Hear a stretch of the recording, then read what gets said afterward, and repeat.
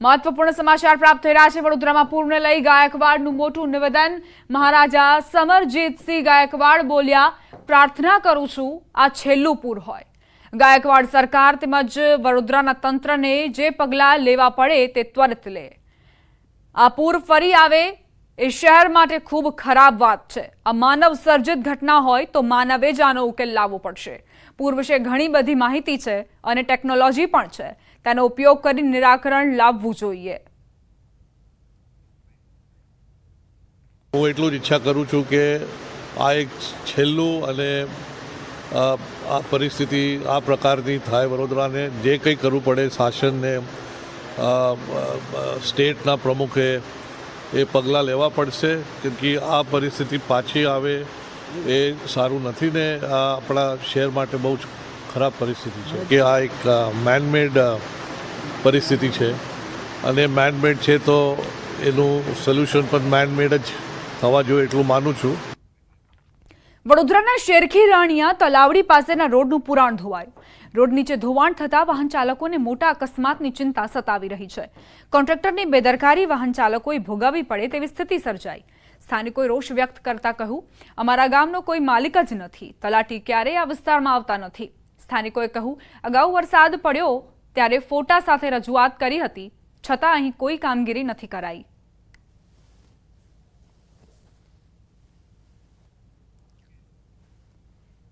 તો માંગ એક જ કરી રહ્યા છે કે અમારા દિવસમાં 3 થી 4 વખત આ રસ્તા ઉપર અમારું અવર જવર રહેશે, બરાબર। અને કમસે કમ અહીંયા દરરોજના 200 થી 250 વ્યક્તિઓનો રસ્તો છે અને તો બી યોગ્ય કામગીરી થતી નહીં। અહીંયા પોદા સ્કૂલની આગળ કેનાલ ત્યાં આગળ એક લીમડી તળાવ છે, ત્યાં સુધી આ રસ્તો આરસીસી બનાવેલો હતો, પણ અહીંયા યોગ્ય નાળું નહીં બનાવવાનું ધોવાણ થઈ ગયું છે વધારે વરસાદ પડવાથી।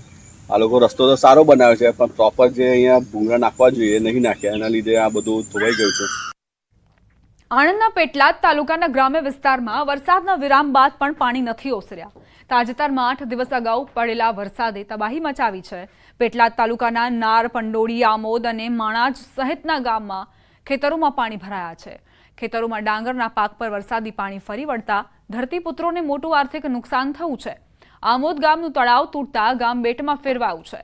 ખેડૂતોના પાકનો પણ નાશ થયો છે। આમોદ ગામના રોડ રસ્તા પર પણ વરસાદી પાણી ફરી વળ્યા છે। ખેડૂતોએ સરકાર પાસે સહાયની માંગ કરી।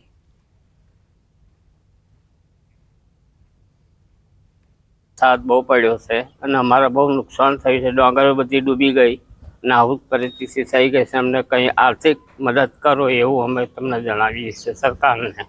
કયા કયા ગામમાં ડાંગર ડૂબી ગઈ છે? આમોદ, નાર, પંડોરી, માણાજ આ બધા ગામોમાં 4 થી 5 ગામમાં ડાંગર બધી ડૂબી ગઈ છે। આમોદ ગામ છે, હવે તળાવ છે, કાલ સાંજ સુધી વરસાદ રહ્યો, અમે તળાવ ફાટ્યું છે શું, એટલે બહુ જબ્બર એને નુકસાની છે, કંઈ આવવા જવાનો રસ્તો નથી ને ડાંગરો બાંગરો બધું ખલાસ થઈ ગયું છે। આજુબાજુના ગામડામાં જ ખલાસ થઈ ગયું છે। આણંદ જિલ્લાનો પેટલાદ તાલુકો એનો આ આમોદ ગામ વરસાદ વિરામને 7 દિવસથી બી ઉપરનો સમય થઈ ગયો છે, હજી પણ આ ગામ જળબંબાકાર। આ આમોદનું આ તળાવ છે, બતાવવા માંગુ છું દ્રશ્યમાં। ચોક્કસ કહેવાય છે કે આ તળાવ ફાટતા આખા જે આ વિસ્તારમાં વરસાદી પાણી ફરી વળ્યા છે। જ્યાં જુઓ ત્યાં પાણીની સ્થિતિ છે। ગામનો આ પ્રવેશ દ્વાર છે અને આ રસ્તો આખો એક બીજા અન્ય એક ગામને જોડતો રસ્તો છે અને ત્યાં પણ વરસાદી પાણી ફરી વળ્યા છે। દ્રશ્યમાં ચોક્કસ દેખાય છે, જ્યાં જુઓ ત્યાં પાણી જ પાણી। અહીંયા ઘણી બધી ખેતીની જમીનને પણ નુકસાન છે। લોકોનું અહીંયા જે જીવન છે હાલ બહુ ત્રસ્ત બન્યું છે। આ પરિસ્થિતિમાં જીવવું કેવી રીતે અહીંયા સ્થાનિક લોકોને પણ સમજ પડતી નથી, ખૂબ મોટો પ્રશ્ન છે। ત્યારે અહીંના લોકોની એક જ માગણી છે, આ વરસાદી પાણીનો સત્વરે તાત્કાલિક નિકાલ થાય। જનક જાગીરદાર, ન્યૂઝ 18 ગુજરાતી, પેટલાદ। દ્વારકાના ખંભાળિયા લોકમેળામાં લોકોની આતુરતાનો અંત આવ્યો। વહીવટીતંત્ર તરફથી તમામ રાઇડ્સની મંજૂરી આપવામાં આવી। પ્રાંત અધિકારી કરમટાએ આ બાબતને લઈને જાહેરાત કરી। સરકારની ગાઈડલાઈન મુજબ આજથી વિધિવત રીતે લોકમેળો શરૂ થયો। અગાઉ મોટી રાઇડ્સને સેફટીના કારણસર બંધ રખાઈ હતી, ત્યારે હવે તમામ રાઇડ્સને મંજૂરી મળતા વેપારીઓ અને લોકોમાં આનંદ વ્યાપ્યો છે।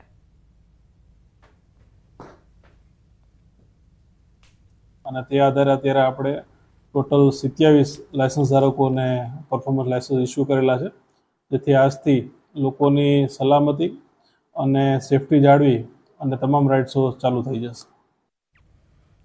હવે વાત ગણેશોત્સવની.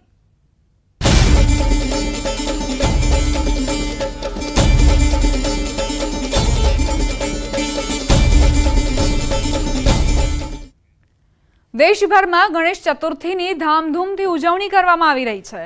રાજકોટ શહેર ભાજપ દ્વારા રેસકોર્સ મેદાન ખાતે ગણપતિ મહોત્સવનું આયોજન કરાયું છે.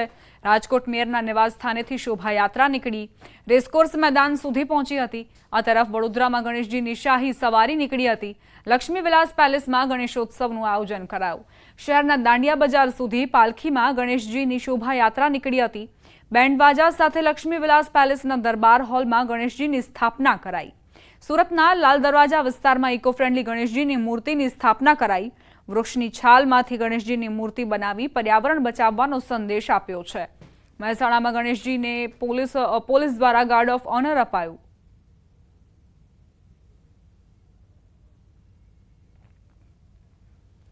આજથી ગણેશોત્સવના પાવન અવસરની શરૂઆત થઈ ગઈ છે. ત્યારે રાજ્યમાં ધામધૂમથી ગણેશ ચતુર્થીની ઉજવણી કરાઈ રહી છે. ગણપતિ દાદા એવા છે કે જેને આપવામાં આવે છે ગાર્ડ ઓફ ઓનર. વાત છે મહેસાણાના સિદ્ધિવિનાયક મંદિરની, જ્યાં ગાયકવાડ સમયથી 111 વર્ષથી બિરાજમાન જમણી સૂંઢવાળા ગણેશજીને ગાર્ડ ઓફ ઓનર અપાઈ છે. ત્યારે ગણેશોત્સવના રોજ પોલીસે વિઘ્નહર્તાને ગાર્ડ ઓફ ઓનર આપ્યું. આ પરંપરા 100 વર્ષથી વધુ સમયથી ચાલતી આવે છે. કહેવાય છે કે રાજા સયાજીરાવ ગાયકવાડ અહીં દર્શન કરવા આવતા હતા, જેઓ ગણપતિ દાદાના પરમ ભક્ત હતા, જેઓએ ગાર્ડ ઓફ ઓનરની શરૂઆત કરી હતી. અને આ પ્રથા આજે પણ દર વર્ષની જેમ જાળવી રાખીને મહેસાણા પોલીસ દ્વારા ગાર્ડ ઓફ ઓનર અપાયું. અમારા ગણપતિ મંદિર બહુ 100 વર્ષ ઉપરાંતની સ્થાપિત છે. જે તે વખતે ગાયકવાડ સરકાર હતી અને એ ગણપતિ દાદાને બહુ સારી રીતે માનવાવાળા એમના ઈષ્ટદેવ હતા અને એ ત્યારથી આ પરંપરા ચાલુ છે. અને એ વખત ગાર્ડ ઓફર અને વાજતે ગાજતે અહીંથી પોતે હેડક્વાર્ટરમાં ગણપતિ દાદાને પૂજન કરવા મૂર્તિ લઈ જતા હતા. કેટલાક સમયથી હવે મૂર્તિ લેવા આવતા નથી, પણ ગાર્ડ ઓફ ઓનર જે છે એ કન્ટિન્યુ આજ પર્યંત પોલીસ હેડક્વાર્ટર દ્વારા આપવામાં આવે છે. સયાજીરાવ ગાયકવાડી સરકાર મહેસાણાની અંદર હતી અને ગાયકવાડ પોતે મરાઠા હતા, તો એમને પણ ગણપતિ દાદાનું મંદિરની અંદર ભાગ લઈને સરસ મંદિર બંધાયું અને અહીંના કલાલ પરિવારે પણ અહીં આગળ એની અંદર સાથ સહકાર આપીને સરસ ભવ્ય મંદિર બનાવીને ભગવાનની શોભાયાત્રા કાઢવાનો વિચાર કર્યો. પણ એ વખતે એમને એક સંકલ્પ થયો છે કંઈક, અને સંકલ્પ પરિપૂર્ણ દાદાએ કર્યો. એ વખતથી પરંપરા અત્યારે હાલે ચાલુ છે કે સયાજીરાવ પોતે હતા એ વખતે ગાર્ડ ઓફ ઓનર આપવાની પરંપરા છે. અત્યારે હાલના સમયની અંદર પણ ગાર્ડ ઓફ ઓનર આપીને ભગવાનને સન્માન કરીને પછી ભગવાન નગર યાત્રાએ જાય છે. મહેસાણાના આ પવિત્ર ગણપતિ મંદિર ખાતે દર વર્ષની જેમ આજે પણ ગણપતિ મહોત્સવ ઉજવાઈ રહ્યો છે. ગાયકવાડના રાસથી આ ગણપતિ મહોત્સવ ચાલી રહ્યો છે અને તેને એ વખતથી જ ગાર્ડ ઓફ ઓનર અહીંયા અપાય છે એવી પરંપરા છે. એ પરંપરા આજે પણ આપણને જોવા મળી છે. પાટણ જિલ્લામાં છેલ્લા 15 દિવસમાં પડેલા અવિરત વરસાદે ખેડૂતોને મુશ્કેલીમાં મૂક્યા છે. વઢિયાર પંથકના સમી તાલુકાના ખેતરોમાં હજુ પણ વરસાદી પાણી નથી ઓસર્યા. ખેડૂતોનો તમામ પાક પાણીમાં નિષ્ફળ ગયો. સમી તાલુકામાં અત્યાર સુધી સિઝનનો 21 ઇંચ વરસાદ નોંધાયો છે. ખેડૂતોએ ઘણી આશાઓ સાથે 49,150 હેક્ટર વિસ્તારમાં વિવિધ પાકોનું ચોમાસું વાવેતર કર્યું છે. નું વાવેતર કરેલું હતું, એરંડાનું વાવેતર કરેલું હતું, મગફળીનું વાવેતર કરેલું હતું, અડદનું કરેલું હતું, તુવેરનું કરેલું હતું, બાજરી પણ વાવેલી હતી, જુવાર પશુ માટે વાવેલી હતી. તો આ બધો પાક સદંતર નિષ્ફળ ગયેલ છે. ઘરમાં કાંઈ પહોંચ્યું રહ્યું નથી. બીજું વારામાં ખાતર પાણીમાં બધા પૈસા અમે કાઢી નાખ્યા છે. હવે અમારા કાંઈ કાંઈ રહ્યું નહીં. અહીંયા અમારે મુખ્યત્વે ચોમાસું પાકમાં એરંડા, કપાસ, તુવેર, અડદ જેવા પાકો અને પશુઓ માટે ઘાસચારા માટે વાવેતર કરેલું હતું. પરંતુ આટલા અતિવરસાદથી અમારે પાણીમાં અહીંયા ખેતરોમાં પાણી ઘણા બધા ભરાઈ ગયા છે, જેથી અમારે પાક બધો અમારો નિષ્ફળ ગયો છે. અત્યારે ઘરે પૈસા પણ નથી, ખાવાનું અનાજ ને બધું પલળી ગયેલું છે. અત્યારે રસ્તા બહુ ખરાબ થઈ ગયેલા, રસ્તામાં પણ આવે એવું નથી. એટલે બહુ સરકાર સહાય કરે તો બહુ સારું. પાટણ જિલ્લામાં પડેલા અવિરત વરસાદે ખેડૂતોના હાલ બેહાલ કર્યા છે।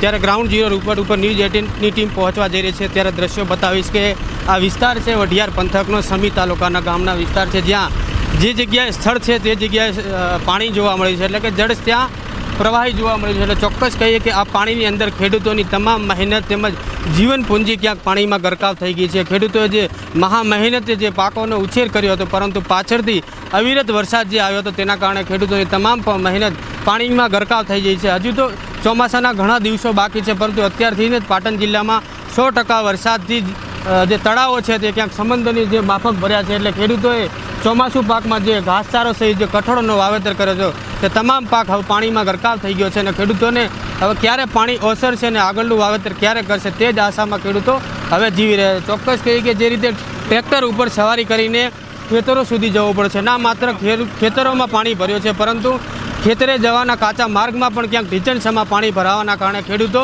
પારાવાર મુશ્કેલીમાં વેઠી રહ્યા છે। ખેતરે જવું હોય તો પણ ખેડૂતો હાલની સ્થિતિએ જઈ શકતા નથી, મોંઘા મૂલા પાકો પાણીમાં ગરકાવ છે। બીજી બાજુ ખેડૂતો ઘરમાં પુરાઈને ક્યાંક ચિંતામાં વ્યક્ત કરી રહ્યા છે, પાક બચશે તો કઈ રીતે બચશે।